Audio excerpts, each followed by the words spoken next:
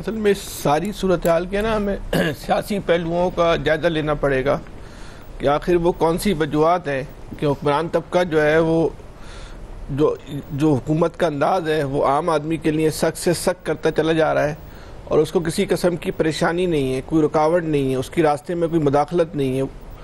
وہ بالکل ایک بے لگام گھوڑے کی طرح جو ہے وہ پالیسیاں بنا رہے ہیں جو عام آدمی کے لیے اس کا سانس لینا جو ہے وہ دوبھر ہو چکا ہے. اس ملک کے اندر جو توانا آوازیں ہیں ان کو یا تو دبا دیا گیا ہے یا پھر اس ملک کے اندر کوئی نئی توانا آواز پیدا ہی نہیں ہو رہی. اشرافیہ کا اتنا کنٹرول ہو گیا ہے کہ ساری امارات اشرافیہ اپنے لیے بنا رہی ہے اور جو عام انسان ہے اس کا خون نچوڑ کے جو ہے وہ بنا رہی ہے. اور اشرافیہ کو کسی قسم کی کوئی تھریٹ نہیں ہے، کوئی پریشانی نہیں ہے، اس کے سامنے کوئی بھی نہیں کھڑا ہوا. وہ بالکل جو ہے وہ متعلق العنان قسم کی جو ہے اس کے پاس جو ہے وہ ایک طاقت ہے. ایک جمہوری ڈکٹیٹرشپ جو ہے اس ملک کے اندر جو ہے اس وقت رائج ہے، جس کے سامنے آپ جو ہے وہ سر نہیں اٹھا سکتے، جس کے سامنے آپ بات نہیں کر سکتے، جس کے سامنے آپ اپنی رائے نہیں دے سکتے. ٹی وی پہ بیٹھ کے رائے دینے سے مطلب یہ کہ کوئی ایسی اجتماعی آواز نہیں اٹھ رہی جو حکمرانوں کو روک سکے کہ تم اپنی تنخواہوں میں جو اتنی مراد میں جتنا غیر معمولی اضافہ کر رہے ہو. اور ایک عام انسان کے لیے جو ہے وہ سانس لینا جو مشکل ہو گیا، وہ بجلی کا بل جو ہے وہ قرضہ دے کے جو ہے وہ اپنا ادا کر رہا ہے. لوگوں کی تنخواہ ابھی 38,000 روپے جو کم سے کم تنخواہ ہے مقرر کی ہے. اب یقین کریں کہ دیہی علاقوں کو تو چھوڑ دیں، وہاں کیا کچھ ہو رہا ہوگا. آپ کراچی، لاہور، اسلام آباد یہ 3 بڑے شہروں میں بھی لے لیں تو یہاں بھی جو ہے نا وہ اس فارمولے پہ جو ہے نا عمل نہیں ہو رہا ہوگا. یہاں بھی لوگوں کی تنخواہ اس وقت بھی 18,000 اور 20,000 روپے تنخواہیں ہوں گی. تو یہ ظلم کا نظام ہے. اس ظلم کے نظام کو جو اس اشرافیہ کو سب سے بڑا جو ایڈوانٹیج ہے، اس ظلم کے نظام کے خاتمے کے لیے کوئی آواز ہی نہیں ہے اس ملک کے اندر. یعنی کہ وہ کہتے ہیں نا یہ قحط الرجال کی کیفیت ہے. یہ قوم ایسی بانجھ ہو چکی ہے جس کے اندر اب کوئی لیڈر ہی نہیں پیدا ہو رہا، کوئی ایسی آواز ہی نہیں پیدا ہو رہی جو لوگوں کو متحرک کر سکے، لوگوں کو کھڑا کر سکے ایک سوچ پر، ایک فکر پر، ایک نظریے پر، ایک فلسفے کے اوپر. نہیں ہے. نہ لوگوں کے اندر جو ہے وہ اتنی شعوری جو ہے بلوغت پیدا ہو رہی ہے کہ وہ ان کے ساتھ جو ظلم ہو رہا ہے اس پہ جو ہے وہ آواز اٹھائے. انفرادی حیثیت میں لوگوں نے ظلم کو، جبر کو اپنے نصیب کا حصہ سمجھ لیا ہے. وہ اس بات پہ مطمئن ہے. وہ کہتے ہیں یار آج کا دن گزر گیا، کل کا بھی گزر جائے گا، اب کتنی عمر رہ گئی ہے، باقی بھی رو پیٹ کے گزار لیں گے. جو باقی زندگی، گزشتہ زندگی بھی رو کے گزر گئی ہے، باقی بھی رو کے گزار لیں گے. آخر تو جو ایک دن مری جانا ہے، قبر میں چلے جانا ہے. اس سوچ کے ساتھ جو اس ملک میں جو ہے وہ 24 کروڑ لوگ زندگی گزار رہے ہیں، جس کا 2% جو اشرافیہ ہے، ہماری جو طبقہ اشرافیہ ہے، وہ بھرپور فائدہ اٹھا رہا ہے. ساری مراد ان کے لیے ہیں، ساری خوشحالی ان کے لیے ہیں، ساری ترقی ان کے لیے ہیں. یعنی کہ یہ کہا جاتا ہے کہ اگر آپ کے پاس وسائل ہیں اور آپ کے پاس طاقت ہے اور آپ کے پاس دولت ہے تو دنیا میں پاکستان سے زیادہ کوئی آئیڈیل جگہ نہیں ہے رہنے کے لیے. صحیح. مطلب وہ پھر آپ کو امریکہ جانے کی ضرورت نہیں ہے، پھر آپ کو انگلینڈ جانے کی اور کینیڈا جانے کی ضرورت نہیں ہے، کیونکہ یہاں قانون بھی آپ کے آگے جو ہے وہ ہاتھ باندھ کے کھڑا ہوتا ہے. یہاں آپ اپنی مرضی کی جو ہے وہ پالیسیاں بنا لیں، اپنی مرضی کے جو ہے فیصلے جو ہے وہ کر لیں. 24 کروڑ لوگ جو ہے غلام میں، دنیا میں کسی بھی ملک میں اتنے بڑی تعداد میں غلام نہیں رہتے ہوں گے، اتنی بڑی تعداد میں جو ہے وہ پاکستان میں رہتے ہیں. اس کا بینیفٹ جو ہے وہ اس ملک کا جو طبقہ اشرافیہ لے رہا ہے، وہ اتنا طاقتور ہے کہ آپ کچھ نہیں کر سکتے.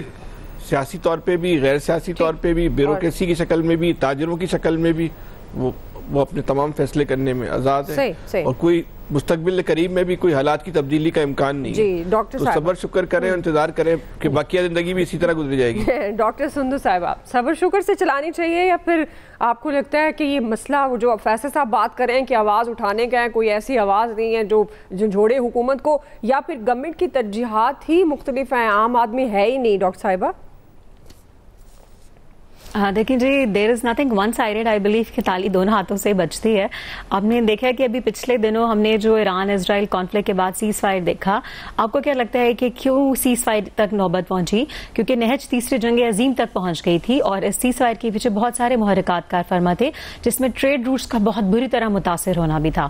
ٹریڈ روٹس متاثر ہونے کی وجہ سے فضائی حدود بہت سارے ممالک کے اوپر معطل ہونے کی وجہ سے بہت ساری کنٹریز کو جو ہے نہ صرف ان کی ایئر لائنس کو بہت زیادہ نقصان ہو رہا تھا، وہیں پیٹرولیم کی मसनूआत हमें देखा $80 पर बैरल तक पहुंच गई थी। तो इंटरनेशनल पेट्रोलियम मार्केट में जो है जितनी ऊपर पेट्रोल प्राइस हाइक पे चली गई थी उसको कम करने के लिए और बहुत सारे इकोनॉमिक फाइनेंशियल ट्रेड रूट्स मुतासर होने की वजह से मुल्क काफ़ी डिफरेंट ममालिक को जो नुकसान पहुंच रहा था उसकी वजह से नौबत सीज़फायर तक पहुंची। अच्छा, हम लोग भी यही उम्मीद कर रहे थे जनाब कि जब पूरी दुनिया में पेट्रोल की प्राइसेस कम होगी तो पाकिस्तान में भी होंगी, लेकिन यहाँ पर जो है वो लेने के देने पड़ गए और हमें जो है हमारे फिर भी $8 से लेकर जो है पेट्रोल की प्राइस ज़्यादा गई। तो ये लम्हाए फिक्रिया है कि क्यों गई, लेकिन इसमें तस्वीर के दूसरा रुख भी देखना चाहिए कि जिस तरह नवीद साहब ने कहा कि खाली सैलरी पेशा अफराद से ही टैक्स लेते रहना ही नहीं मुनासिब। अगर एक ऐसा करप्शन से पाक निज़ाम कायम किया जाए कि उसमें ताजिर बिरादरी को लेकर जो बिजनेस कम्युनिटी है जो सबसे ज्यादा अच्छा अर्न करती है, अगर उनसे इंसाफ के तकाजों को पूरा करते हुए टैक्स वसूल किया जाए तो कोई वजह नहीं है अगर टैक्स का निज़ाम इंसाफ के साथ राइज किया जा सके। सिर्फ सैलरी पेशा तबके के ऊपर ही उन्हीं को खुश करके उन्हीं को टैक्स लिया, जहां पे सैलरियों में इजाफा होता है वहीं पे टैक्स में भी इजाफा हो जाता है। जब आपकी सैलरी बढ़ती है आप खुश होते हैं, जनाब चले इतनी सैलरी बढ़ गई, तो साथ ही वही इंक्रीज सैलरी टैक्स की मद में आपसे वापस ले ली जाती है। तो ये तो घूम चक्कर जो है उसमें सैलरी पेशा अफराद तो पिस ही रहे हैं, लेकिन अगर आप ताजिर बिरादरी से मिले, और मुझे बड़ा ये हुकूमत का खुशाइन इकदाम लगा कि जनाब उन्होंने कहा कि यूट्यूबर से और ऑनलाइन कमाने वालों से भी टैक्स वसूल किया जाए। Why not? जब अच्छे खासा आप माशाल्लाह अर्न कर रहे हैं यूट्यूबर्स, तो आपसे भी लेना चाहिए, यूट्यूबर से भी लेना चाहिए। और आपने शुरू में कहा था कि नॉन फाइलर्स को खुली छुट्टी दे दी गई है, so I really don't think so. 75,000 रुपए से कम अगर आप विड्रॉ करते तो आपकी कटौती नहीं होगी, उससे ज्यादा पर तो होगी। आई थिंक जो नॉन फाइलर तबका होता है वो इतना ज्यादा तो अर्न भी नहीं करता ना, तो ये भी हुकूमत का खुशाइन इकदाम है कि नॉन फाइलर्स को जो है वो खुली छुट्टी नहीं दी गई, उतनी ही दी गई है जितना कि वो डिजर्व करते हैं। So it was a well deserve.